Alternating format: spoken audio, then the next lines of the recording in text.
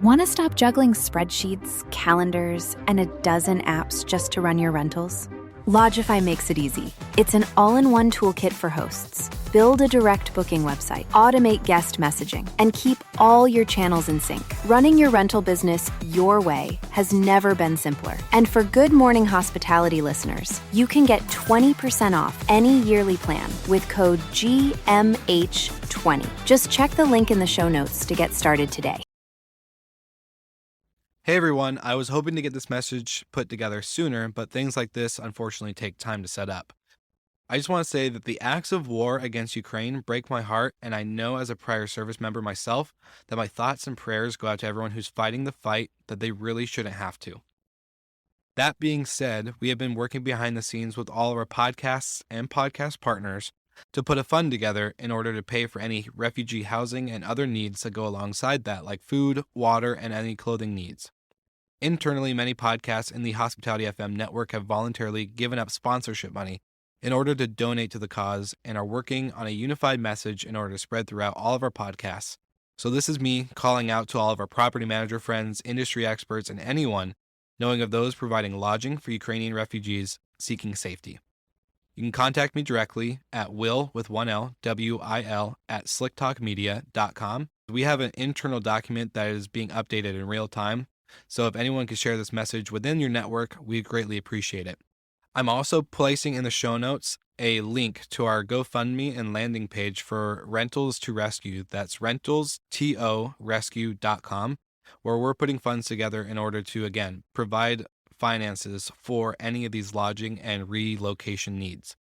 So thank you so much for tuning into this quick message. I hope you guys are all well and safe, as I know we have tons of listeners in Ukraine and other countries in Europe. So thank you so much for tuning in, and I hope you guys enjoy this episode.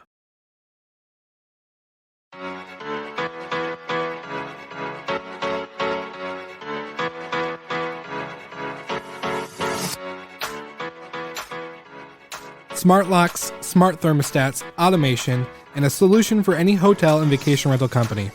Our show partners at Operto are the leading solution for operators to enhance their operations by integrating with your property management software and making sure that all your smart devices create a contactless guest experience while streamlining your operations. So don't forget to check them out on their website, send me a message, or just let them know that Will sent you and you are in good hands. So get ready to enjoy another episode of Slick Talk the Hospitality Podcast, and check out operto.com or go to the podcast website and see our partners page.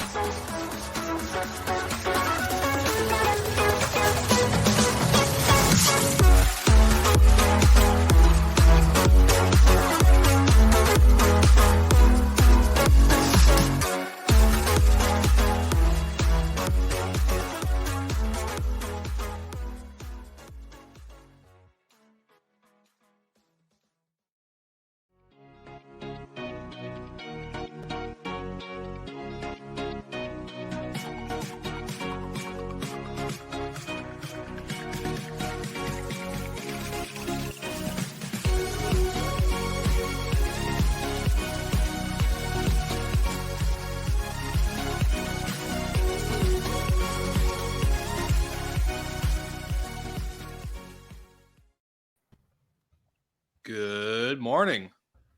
Hello from Mexico. I know. I'm in the sunshine, getting all, maybe having a margarita or two. Got a certain glow about you this morning. It's the warm weather. What can I say? Well, yeah. Next episode I'll probably do from the pool, but this one we're gonna do in the AC. Just to not show off too much. But how's the week been? Everybody good? Safe? Sound? We understand. Well, you got to get a little tan before you take the shirt off. Got it. 100%. I don't want to blind you guys with that would get bad. This weekend was good. I went to Auburn basketball game. We won the SEC regular season championship. A lot of fun. We've got probably the number one prospect in the NBA draft next year. So heck yeah. It's good. Good times. Well, sweet. Ross, all is good? A bit chilling here. Yeah, no, bit chilling here. You can see it pretty when you go to a shopping center or whatever. When you go, you can see a lot of Ukrainian people, of course. I think it is like a close to 1 million people across the border, so of course. But yeah, you can see a lot of people helping here. We had a pretty chill weekend. So good. Well, I'm excited this week for all our listeners, live and post live. We're kind of covering everything in between, as the title says. We're going to talk a little bit about branding, Ukraine, and everything else in between. So there's going to be lots of random. Will, what's the word? Potpourri. Potpourri.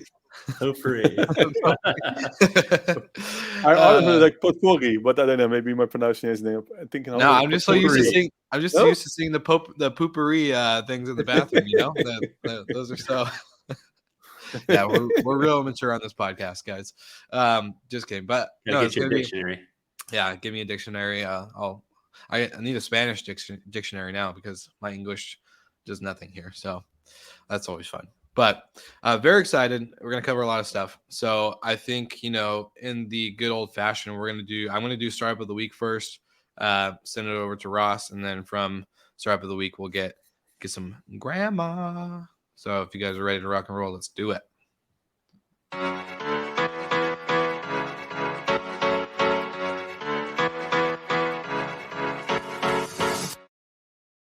Yeah, this week it's a company founded by a Dutch guy. His name is Ralf Melis. Spoke often in the past actually with Ralf. I think regarding the connectivity we did also with Bidroom and Derbysoft, and later I think with Marriott with the discussions. So he was working there, but he started his own business with a few others, ExploreTech. ExploreTech is actually a platform where you can search, find new vendors, new PMSs, channel managers, everything you're looking for as a new partner. So have a look. The website is exploretech.io. So I wish Ralf good luck with this new venture. I think they started a few weeks ago only. But if you're looking for a new vendor, have a look at exploretech.io. And good luck.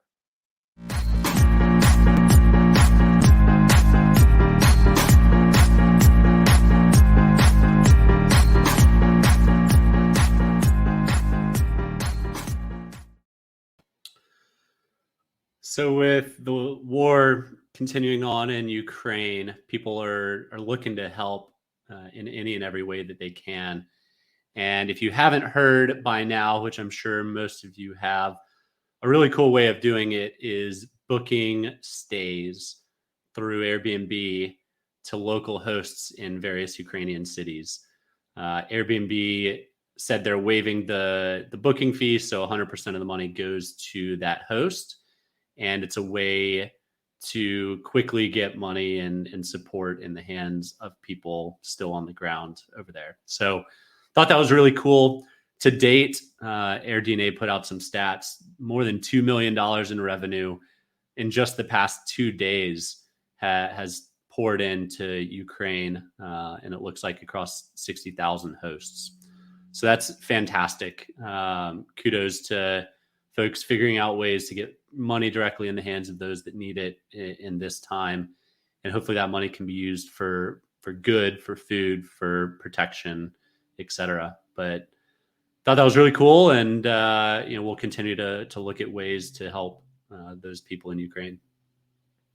No, I love the initiative. Right? I saw Roland Seller, friend of mine, actually. I don't know if he is the starter of this initiative, but I saw it some days ago. He started with this, and more people start doing this. So I don't know if he's the one who initiated, but maybe multiple people. But I think the initiative is super cool. Right? It's a really innovative and disruptive way of actually just still sending money. Yeah, I think Airbnb waived all the fees, right, and the commissions there, if I'm correct. So the biggest thing to watch out for is make sure that they're not property management companies that are located somewhere else. Like make sure these are real hosts that are on the ground. That can actually provide some extra stuff outside of the lodging. I think that's the biggest thing. But at the end of the day, and really cool. Make them note, right, what people are saying. Just make them know that you actually don't stay there, right? That's I think also important because otherwise, I guess it's obvious, but it could be assumed. Yeah, for sure. But yeah, just I heard some people they were preparing the room because they really thought somebody's staying, right? So just make sure you make a note instead of people really think and hoping that you arrive there, even though most likely is not a chance. So. But do they? I don't know. Do they all have still access to their bank accounts, or they are still, because there might be some limitations there, as it probably hits their account. So Well, as I long hope as it they're will not be. Russian, I think they should have access to their bank. Yeah. Yeah. Let's see.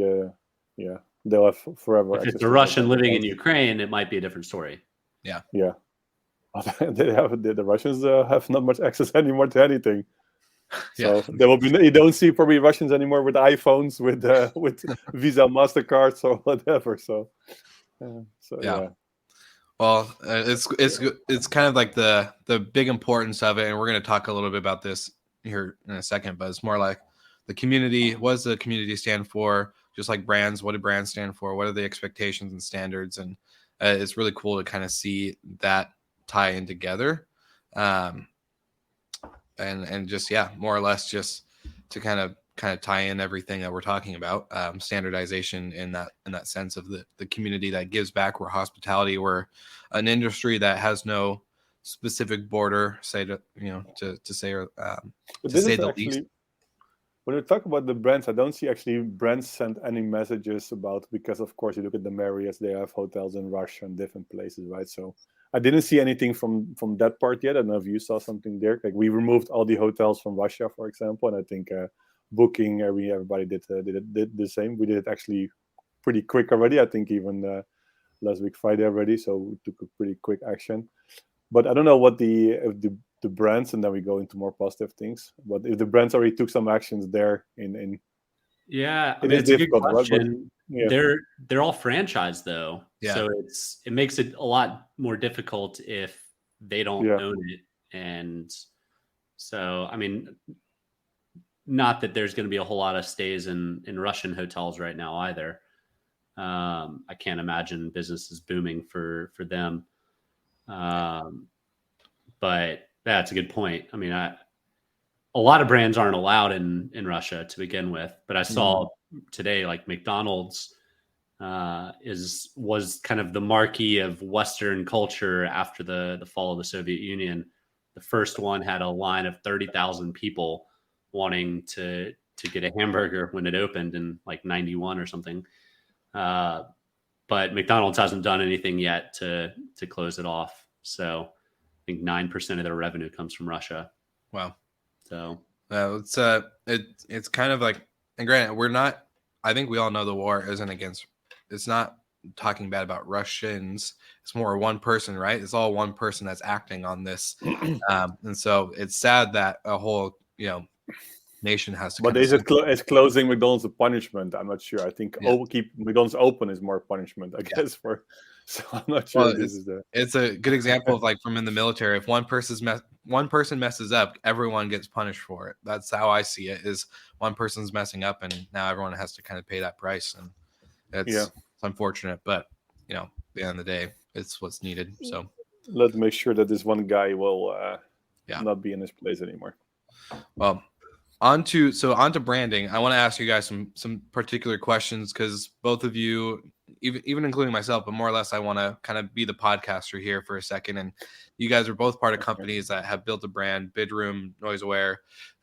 You're familiar with all the brands like we all talk about on the show, Delta, Marriott. We're big loyalists. So going into branding, and then I guess maybe even the expectations now, what are some of the big shifts that you guys are seeing as either consumers or producers of this service in different facets or whatever? What are the shifts maybe you're seeing in the expectations now that customers or guests or whatever you want to call them are kind of shifting towards? So I'll go first, Ross. And before we get to the guest side of it or expectation side of it, for NoiseAware, early days, the brand was the people, right? It's the relationships, it's the knowledge, it's the expertise, but it's the people, right? And when you're an early stage company, you are the brand, the employees are the brand.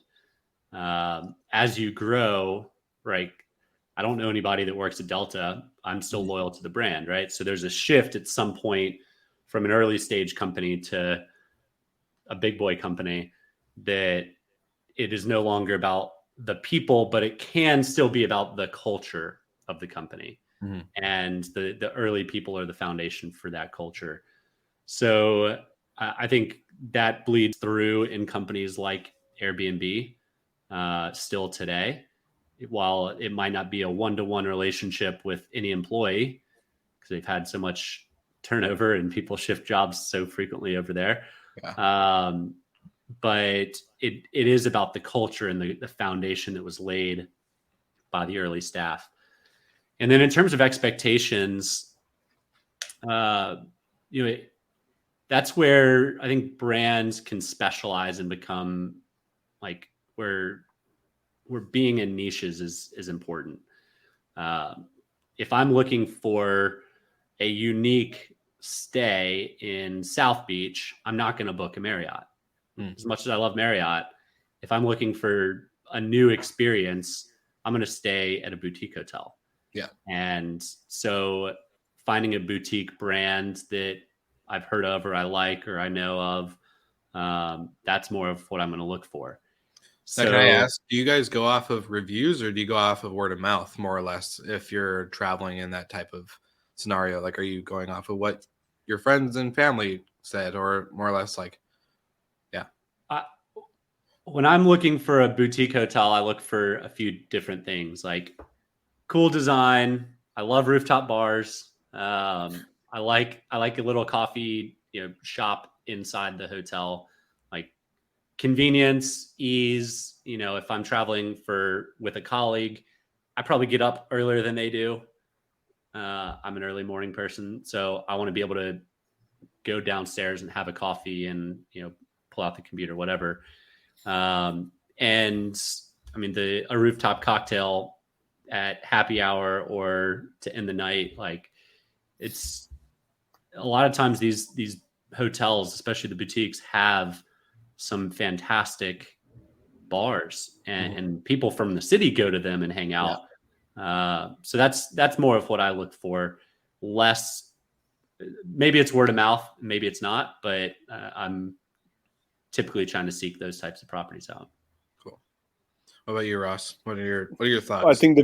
I think regarding the brand, I think it starts with the brand, and that's also what we did. If you see how Bidroom started, this is 6-7 years ago almost. It started only with the brand and like being visible. So we had a story. The story is, of course, how the things looks like. Of course, the founder's story, the journey, the story behind why the reason. So the first 3 years. I would say 3 years, we were just a branding company, just be visible, because then you get attention in the industry, people start recognizing you. And then do you think you're shifting actually maybe into more a sales and marketing company? Now, actually, we're just, I would say, core tech company. So things are changing. But I think if we would start directly being a tech company, we will not have as many hotels on board as now. We will not have a brand awareness as we have now. So in my opinion, start often with the brand. Then you can really get the feedback, what you have to do, what you have to build, what is the feedback around the brand. Then you can still make some changes, right? You can still maybe change a few things around the tone of voice. Is it fitting indeed with your audience? Because if you're starting further, then you have your audience because of the tech you have built and you have a big audience. And then you want to go into more branding because you want to keep them or reducing churn. You can't change your branding anymore. So yeah. I would just say, indeed, focus. If you're an early stage company, focus a lot on the branding. I think branding gives you also trust. I think it's really important. Things looks good. Of course, people feel trust there as well. So I think it's a strong combination. And I think the story is really important. So the story around the brand. What is the why? Why you're starting the company? Why actually you're doing this? And I think it's coming together. And then actually you see that things are start moving. So yeah, I think that's also what we saw. And be clear, and then it's your turn, Michael. Then what we did in the beginning really did the storytelling around what we want to do as a brand, as a company. And then you get, actually, even though we didn't deliver many bookings in the years before, actually, we still get like large chains on board, like the IHGs and the Wyndhams, because they actually believed in actually our story and the things we want to develop with our brand. And so it is pretty important to develop this brand and then this awareness and trust. Trust and scale. I'm still kind of shocked, and you see it with the franchise companies and short-term rentals, the iTrips and the Skyruns, but I'm shocked there's not somebody going around and kind of building a short-term rental brand that's still independently operated by local folks, right? Mm-hmm. Because you get benefits from technology. You get discounts the more volume you have, obviously, which then could drive down costs for everyone and more profit. Yeah. You get more eyeballs. I'm not a person that goes to the same spot every vacation, but a lot of people are. So it helps diversify your pool. I'm not going to book, if I book in Hilton Head this year, I'm probably going to book somewhere else next year. And if I had a brand that I could go to that I know has a specific set of expectations and standards, then that would be the first place I look. You're not getting standards on Airbnb or Booking or Vrbo. The consistency is hard. Yeah. They can't control it. It's not branded. This is why boutique hotels, oftentimes you find collections or soft brands, because that increases the number of eyeballs that can see it. It helps with tech play. There's a lot of leverage that they have with the OTAs at that point if they're representing 50,000 doors compared to 50, right?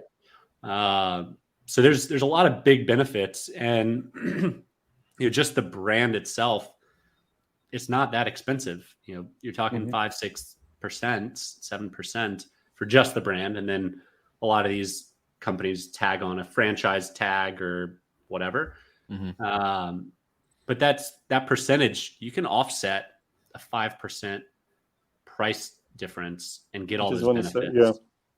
I just want to say, I think if you're part of a brand in general, you can ask a bit higher pricing because you have specific standards, right? So I think also I think the conversion probably is higher as well. If I see 2 hotels which are available and one and the pricing is nearly the same, but one is it's a chain which and the other one you never heard about, most likely I would choose for the chain. Even though you think they're pretty similar, same rating, you probably still choose the chain. It must be good because they're part of something. So of course it doesn't always have to be, but it still is the impression what you have. And I think as well, what you said, if you have a good experience in one of the hotels which is part of a chain, next time he's like, hey, I see last time I had a good experience in Marriott, I will take another Marriott because last time it was good. So you have a different way of selecting your next stay. So I think that's also the repeating buying or booking has a huge impact there. And if there's no brand or there's no visibility, you have to start all over. So probably the person or the guest probably do much longer research on your property, and that's much more, that has to be convinced more than we just see the brand next to it. And I do believe, I'm a strong believer as well in just say soft brands, which is specific on a specific niche or specific kind of, because you have a lot of brands. I would say if you're looking, for example, the Best Western, you see a lot of different kind of accommodations from business hotels to boutique to actually everything. There might be some value, but I think the strongest value if you're specialized in a specific, like a specific niche. But if it could be boutique hotels or a specific kind of modern business hotel, design hotels or castle hotels, or even though it was specific niche, I think it's pretty strong, and you have the similar audience all the time. So I think you can target them much stronger as well. You don't go looking for a castle hotel and end up at a convention hotel, and vice versa, correct. Right? When you're booking, you typically know more or less what you're looking for, and to find the big convention hotel in London, there's probably 50 of them, right? To find a castle an hour outside of London, there's probably 50 of them. They're just not easy to find. Yeah. So finding, being able to brand with probably what's not even your competitors, it's more of a collective than anything, where everybody wins. So yeah, I'm with you, Ross. Like I would prefer to stay with a soft brand or a collection than a true fiercely independent lone standing property, because there is that trust, and there's some bar of expectations and consistency required. Well, can I go ahead. Go ahead, Will. I was going to ask you guys 2 questions because you both kind of tapped into niches. So like, is there a niche, like, can you get too specific that it becomes almost impossible to be found? And then 2, for those independent brands that, they're independent boutiques that don't have a brand. They're not part of a big chain. They're not part of a soft brand, but they are operating professionally. They are providing killer service. Like there are 5-star reviews across the board. Their staff is amazing. The quality of the linen is great. The food at the dining hall, the cocktail bar, whatever it may be, like they're killing it. But how do they get people like you, I guess, more or less, to see them for that great service rather than not a brand? But it's the same with like a spa hotel, right? If you're looking for, you just want to get a guide away, you just want to be 2 days in the spa with everything. So what people do, they go to whatever, to an OTA, they start searching, you just have all this shit out there, right? You're just searching for, and you just want to have treatments. Then you go to an OTA, you don't even see what kind of treatments you can do, or what kind of massage or whatever. So then it's take you hours and hours actually to find, okay, what is the right place to go? The only thing what you was like, I want to have a place, maybe 2-3 hours away from here, whatever, that's fine, where I can just spend my time and just have some treatments. You want to know what kind of treatments you can do. And this you can't find on the OTA. I think in that stage as well is okay, when you have specific standards, you have collective marketing, maybe you have even some benefits, maybe in group buying together, for example, for products. I think you have a huge advantage. And again, you're targeting the same audience, right? Yeah. So I do believe in those kind of niches. Could be ecotourism. Well, a good example, Castle hotels. You have a few of them. It's okay, this is a specific kind of niche. It does make sense to say, okay, you just have a brand around it. Because if you're looking for a spa hotel, you're not going to stay in a hotel that doesn't have a spa, right? Like, no, normally not. No. And the filters on the OTAs aren't great. So at that point, or you're selecting spa spa facilities and getting up there, have one sauna somewhere in the gym area, right? So So at that point, what's happening is you're going to Google and you're searching spa hotel outside of Paris, and there might be a ton that show up, but none of them are kind of there's no trust or brand or loyalty built around it. And ultimately there's no reason why they wouldn't come together, the spa hotels. Like why not? The best ones, right? And a lot of them probably aren't any good and you don't want to touch them.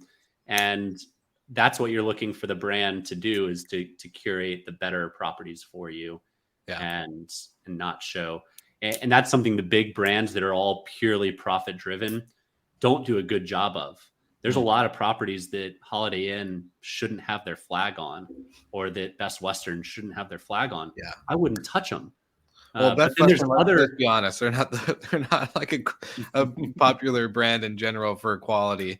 But I've stayed in plenty of Holiday Inns that are really nice. Yeah. Like it's not a 5-star, but it's very clean. It's updated. It's modern. Mm-hmm. But then I've stayed in some that, like, my jaw drops and the bedspread looks 20 years old. So sometimes big brands are more profit driven than experience or quality driven. And again, one of the brands that I love is called Design Hotels. Yeah. It's super, super cool. Right. And they're not going to let just anybody in there. You have to be standard. Super cool design, unique. That's going to emote some sort of feelings from the travelers. Yeah. And those are really cool that travelers are going to look for and seek. The world of staying, as much as I love Marriott, the world of staying in the same box in 40 different countries, it's not really an experience I'm looking for anymore. There might be a night, like before my travel home, that I want to know exactly what I'm getting. I'll stay at the Marriott at Heathrow, right?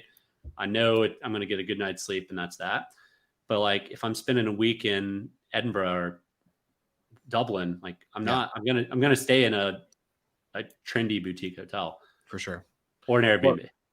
Well, it's like what is Will? I was gonna say, it's just more or less like, at the end of the day, like, we do want that connection, whether you're a provider of accommodation or if you're a user of accommodation. We want that connection in the sense of the place we're staying, the location, or better word, destination. And then, of course, I think we're all guilty of it, whether you're on social media or not. Like, we still like to take a couple pictures for friends and family, either for social media or even just for future in-person use. We be like, I stay at this cool place. Are you a Gen Z, Will? I'm not Gen Z. I'm millennial. But all in all, more or less, just to have that kind of that usage, I guess, if that makes sense. But that's it has to be Instagrammable. Yep. But I think what you started actually with the team and the culture, and I think it's also really important. And you don't see it a lot actually in the hospitality so far, but if you're looking, of course, everybody know Elon Musk is Tesla, right? Or SpaceX. So you have like the connection between the person. Of course, everybody knows Steve Jobs was the founder of Apple. You can continue like this. You don't see it a lot actually in the hospitality. Of course, we know who's the CEO of Booking, but it's not like he's not dedicated. He came later, so it's not like you have this directly. Okay, Kaufer maybe is a different story because he founded and is there on is it 20 years on the same place. So of course, everybody knows. Well, in the industry, Kaufer is the CEO of Trip. But you don't see with many new brands. They're really like a face connected to it. Maybe like Best Western in the UK. Rob was pretty visible there, always as a CEO and on TV, or like really visible as a face as CEO of Best Western UK. But you don't see it in many other hotels so far. Of course, we saw a few of them. There's we're a face of the company. This is sometimes missing a bit in the hospitality space when you say, okay, there's a new brand or there's a brand, and there's a strong face actually being visible as being the CEO or leadership team. So maybe it's connected that there's not much founders actually if you look at the big chains, right? Because eventually you see that some of them have been around for too long. That's probably the case. So and there's not the new leader isn't too visible. I think with the disruptors, yes, they're more visible as a founder. But this will be, I think, strong if you see some new brands appearing that actually they were starting this kind of startup approach, right? It's okay, the founders have a story, why they're starting this, I started also my conversation with this why part. I think it's important as well if you're starting a new brand to be really visible there as a team and as a founding team. And that maybe is a bit the case of some traditional, just say, brands. They're there too long, right? They're just not always innovating, and you don't see a face if you're looking at the brand. Yeah. Well, yeah, we kind of seen the same thing, like creating Hospitality FM. You're bundling a bunch of independent brands into one, giving them the perks, of course, to keep that brand standard of their own show and quality and content. But I think we're realizing that there are days where for us at least, particularly, it's like we don't need to post on social media. We don't need to constantly be doing it. But at the end of the day, we do need to kind of show that face and get that content out there, because it's the only way the brand really does take off and get that awareness. So I think, for the hoteliers and vacation rental people, and I can honestly say that we're guilty of this at Recreation, is not posting enough content in the sense of getting that brand out there. So I think there's a lot of stuff to be done in order to build that brand, but it's important whether you're independent and you're not riding with the big, you're not a Vacasa, you're not a whatever, you just got to keep pushing. They're forward. posting every day. They're getting their brand out every day. 100%. But yeah, your what you've built at Hospitality FM is exactly what hotels and short-term rental operators should do. Yeah. Like, don't compete. You have your own brand. You have your own processes and whatnot. But if you can come together as a cooperation, everybody's going to win. There's not ways to lose in those situations. So, I think we'll see a lot more of the niches in the future. And you see it with every hotel collects brands, right? And they collect brands because they all emote different experiences or they cater to different markets. So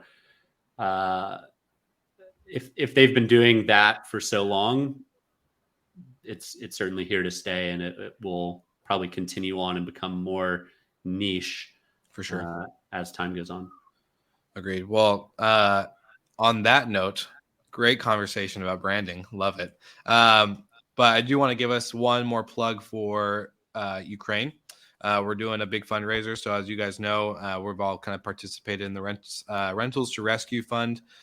So for all of our live and audio viewers, we're raising money to bring to the refugees and people on the ground. So just a quick shout out for that. And then shout out to our sponsors at Operto, at Jetstream, and of course our sub-sponsors that bought our NFT, Enzo Connect. You guys are amazing. yeah, so I just wanted to get that in there before we wrap up. Any final thoughts from you two before we conclude? Well, do we have which brand is it anyway? Because this is, I think, we should have one today. We have come to. on, we have to. No, come on, we need to. I'll pull it up. Okay. All right. Well, we'll let Golden take control of this one. I always want to say Michael. I'm like, we'll let Michael take control, but no one listening is gonna know what one. So, yeah, we'll let Golden take control here of this. Whose brand is it, anyways? And I'll promise next week I'll be prepared with one. Yeah, it's unacceptable. Come on, especially for this this morning. I was having a late start this morning. Just had to get my coffee and wake up, and all this flying and travel is kind of okay. Here's one. Okay. Tempo. Yep. Tempo. Hilton. Tempo. Do you have a logo that you can share? Yeah, if you give me a second, I can pull it up. I'm gonna guess if Ross says Hilton. Oh, I'm gonna say it's gotta be one of those. It's gotta be Hilton, Hyatt, Marriott. I'm gonna say Hyatt. I'm just gonna say Hyatt. Ross wins again. This guy knows his hotel brands. Damn. All right. Good job, Ross. Couldn't get a logo fast enough. It's all good. All good. All right. It's going to be one of those. But yeah, good episode, guys. Do we have like a ranking somewhere? Because it would be, I never won something in my life. Win. So maybe you win, Michael. There's so many things that we keep track with. Can we just make a trophy? The Hospitality FM Guest of the Week, Brent, whose one is anyway winner of 2022. Whatever. Just bring some. You could lose the next 10 weeks and you'll still be the winner. Yeah. Probably. Seriously. Well, awesome. Great episode, guys. And everyone who tuned in live, thank you so much. Anyone who's listening to the show afterwards, good morning, and I guess good night.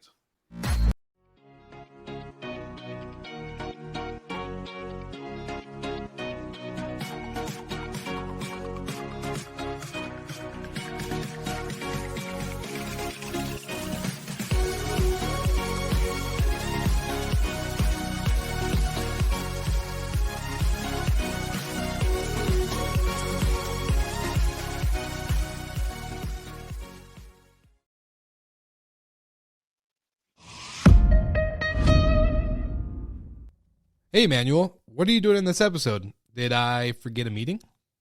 Hey, Will. No, we don't have a meeting, but I love tuning into the recording, so I figured I'd hop in. Oh, awesome. Well, hey, since I got you here, do you mind sharing some stuff about Jetstream? Ever since our episode on Slick Talk, we get tons of questions about you and, of course, Jetstream. Of course. I'd love to share. Anything specific? Well, I keep getting asked, what's the difference between Jetstream and any other service or tech in the vacation rental industry? My simple answer is that Jetstream isn't just the tech you need, but it's the people too. Am I close? The short answer is yes. You see, maybe you're a short-term rental operator or a realtor or an investor. If you have an interest in short-term rentals and hospitality, you're looking for the most efficient way to either enter the industry or streamline your operations. You've got two options. Option one, the hard one. You find a PMS, hire staff, learn the tools, figure out OTA distribution, train yourself, train your teams, price your product, deal with customers, and you do everything yourself. Option two, partner with Jetstream. Jetstream is a complete solution that maximizes your revenue in the short-term rental industry without increasing your fixed costs. Jetstream handles everything. So I don't need to sign up for vacation rental software or worry about distribution headaches. And what about branding? What if operators love their brand and name? Do they have to give that up in order to be powered by Jetstream? Absolutely not. Jetstream does all of this white labeled under your brand name. Everything. You focus on delivering on-site guest delight and growing your inventory. Jetstream handles the rest. And to make it even easier for your listeners and anyone else who stumbles across this podcast, anyone who mentions code SlickTalk50 will receive 50% off the first 3 months. All right. Coming in big with the 50% off for our listeners. Well, hey, Emmanuel, I just want to say thank you so much for shedding some light on the power of Jetstream and being such a great industry partner. I do have to get back to this episode, though, but let's get together soon for another virtual happy hour. First round's on me. Sounds good, Will. See you soon. Want to stop juggling spreadsheets, calendars, and a dozen apps just to run your rentals? Logify makes it easy. It's an all-in-one toolkit for hosts. Build a direct booking website, automate guest messaging, and keep all your channels in sync. Running your rental business your way has never been simpler. And for Good Morning Hospitality listeners, you can get 20% off any yearly plan with code GMH20. Just check the link in the show notes to get started today.